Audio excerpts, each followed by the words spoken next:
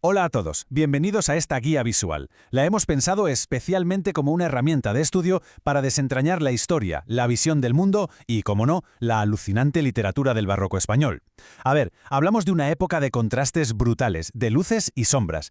Así que para cualquier estudiante o mente curiosa, entender la España del siglo XVII es literalmente la clave para comprender de dónde viene nuestra cultura actual. ¡Vamos a ello!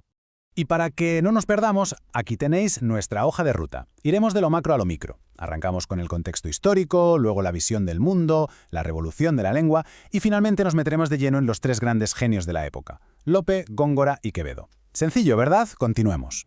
Sección 1. Contexto histórico y social. El declive del siglo XVII. Y es que claro, el arte nunca surge de la nada. Para entender de qué va esta literatura, primero tenemos que ver la tremenda crisis que la provocó. Fijaos en esto. Durante el reinado de los llamados Austrias menores, España pegó un frenazo espectacular. Pasamos de ser el imperio global intocable a una nación ahogada por una crisis política y económica bestial. Todo arranca con el trauma de perder la Armada Invencible, y a partir de ahí, pues una época llena de tensiones religiosas y absolutismo. Al final, cedimos el trono de Europa a Francia y todo terminó en la dramática Guerra de Sucesión, que es la que trajo a los Borbones. Casi nada. Y ojo, porque este desastre político trajo consigo una fractura social inmensa. Imaginaos una sociedad súper rígida. La aristocracia vivía en su burbuja de privilegios, totalmente ajena a la miseria del pueblo llano, que vivía en condiciones deplorables.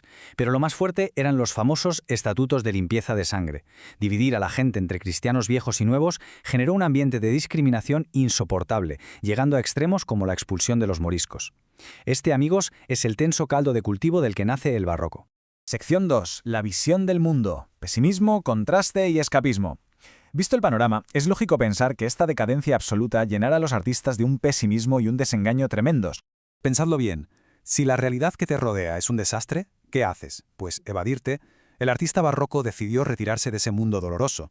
Empezaron a usar muchísimo un concepto llamado theatrum mundi, es decir, la idea de que la vida es solo una ilusión, una gran obra de teatro o un espejismo para enmascarar lo dura que era la realidad. Y junto a esas ganas de escapar, apareció un estoicismo muy oscuro. Adiós al optimismo de la época anterior. De repente todo eran recordatorios de que el tiempo vuela irremediablemente, el famoso tempus fugit.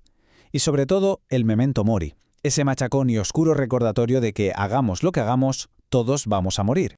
Para que os quede clarísimo de cara a vuestros apuntes, mirad esta comparación directa. El Renacimiento, en el siglo XVI, buscaba la belleza ideal, el optimismo, el disfrutar del momento con el carpe diem. Pero el barroco, del siglo XVII, está agotado de todo eso y actúa por acumulación. Meten elementos contradictorios a presión. Un ejemplo clarísimo está en los cuadros de Velázquez, donde ves a reyes elegantísimos mezclados con bufones de la corte. Todo se resume en una palabra: contraste. Sección 3. Revolución de la lengua. La batalla de los estilos. Y claro, este afán por romper con el pasado y mostrar ese profundo desengaño provocó una auténtica revolución en la forma de escribir. Lo sencillo pasó de moda, la dificultad se convirtió en la reina del baile. Y aquí es donde la literatura se parte en dos estilos que parecen enemigos íntimos, pero que en el fondo buscan lo mismo: sorprender. Por un lado, el conceptismo, que es pura agilidad mental, buscar que una palabra tenga 1000 significados. Por otro lado, el culteranismo, algo súper elitista, obsesionado con la belleza formal, usando un vocabulario complicadísimo, lleno de latín y mitología que casi nadie entendía. Vamos con un ejemplo clásico de conceptismo para que veáis a qué me refiero. Francisco de Quevedo, para burlarse de un hombre con una nariz gigantesca, no dice simplemente que nariz más grande, sino que lo llama un reloj de sol mal encarado. Fijaos qué genialidad. En 6 palabras compara la forma de la nariz con la sombra de un reloj de sol, sugiere que está torcida al decir mal encarado y, de paso, te suelta que el hombre tiene muy mal humor. 3 bofetadas de significado en una sola frase, brutal. Sección 4. Lope de Vega. El monstruo de la naturaleza. Y ya que entramos en nombres propios, vamos a desgranar a los 3 grandes monstruos que definieron esta época. Empezamos por el más productivo de todos. Lope de Vega fue un auténtico titán de las letras. Sus propios compañeros alucinaban tanto con él que le llamaban el monstruo de la naturaleza y el fénix de los ingenios. Su capacidad para escribir era casi inhumana. Seguro que os suena como el gran creador del Teatro Nacional Español, pero ojo, porque como poeta lírico era exactamente igual de inmenso. A diferencia de esa oscuridad barroca tan típica de la que hablábamos, la poesía de Lope es en general muchísimo más accesible y apasionada. El tipo convertía su propia vida, que tela con su vida sentimental y religiosa, en pura literatura. Tocó todos los palos: amor, religión, patria. Y lo mismo te escribía un soneto italiano elegantísimo que unos versos populares castellanos. Destacan obras increíbles como sus rimas o sus rimas sacras. Sección 5. Luis de Góngora. La cumbre del culteranismo. Del genio vitalista de Lope damos un salto a la complejidad absoluta. Hablemos del gran Luis de Góngora. Góngora es el rey indiscutible del culteranismo. Fijaos en estos célebres versos con los que arrancan sus famosas soledades. A primera vista parece que están escritos en otro idioma, ¿verdad? Es pura exuberancia sensorial.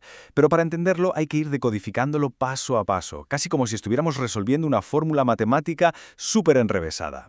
Vamos a hacer juntos ese ejercicio de decodificación, veréis qué curioso.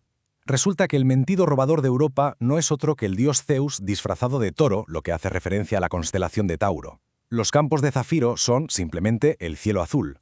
Y Pacer Estrellas es la imagen del sol paseándose por ahí. Es decir, Góngora se monta este rompecabezas mitológico de 4 líneas espectacularmente difíciles solo para decirnos que estamos en primavera, en el mes de mayo. Increíble, ¿verdad? Eso es el culteranismo en estado puro. Pero cuidado, un detalle importantísimo para vuestros apuntes. Góngora no siempre fue tan incomprensible. De hecho, su obra tiene 2 etapas súper distintas. Primero tuvo una fase popular maravillosa, escribiendo letrillas burlonas y romances facilísimos de leer. Y fue después cuando dio el salto a esa poesía culta de altos vuelos, dejándonos joyas complejísimas como la fábula de Polifemo y Galatea o sus famosas e inacabadas Soledades. Sección 6. Francisco de Quevedo, el maestro del conceptismo. Y llegamos al tercer gran pilar de esta historia, el archienemigo literario de Góngora y maestro del conceptismo. Quevedo era un arquitecto del idioma. Llevó el español hasta límites que nadie había explorado. Su obsesión era la concisión extrema, decir lo máximo con lo mínimo, cortando de raíz cualquier adorno que sobrara. Era el rey de la ironía y la paradoja.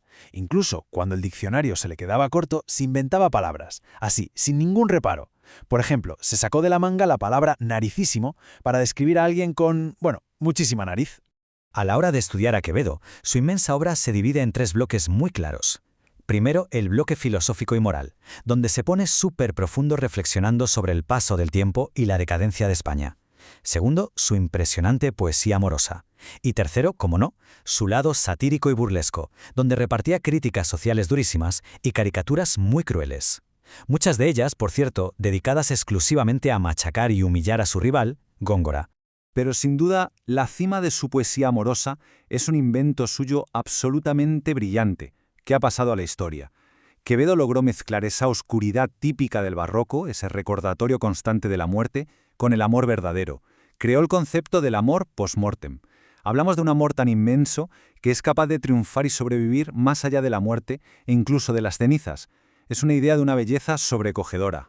Y para cerrar esta guía de estudio por el laberinto del barroco, os dejo con una reflexión. Hemos visto cómo una sociedad que se caía a pedazos buscó refugio en un arte superdenso, intelectual y escapista para no pensar en su miseria. Así que pregunto, hoy en día, con nuestras propias crisis globales y esta ansiedad moderna que nos rodea, ¿cómo usamos nosotros el entretenimiento digital y las redes para evadirnos? Viéndolo así, ¿no creéis que en el fondo seguimos siendo una sociedad profundamente barroca? Ahí os lo dejo.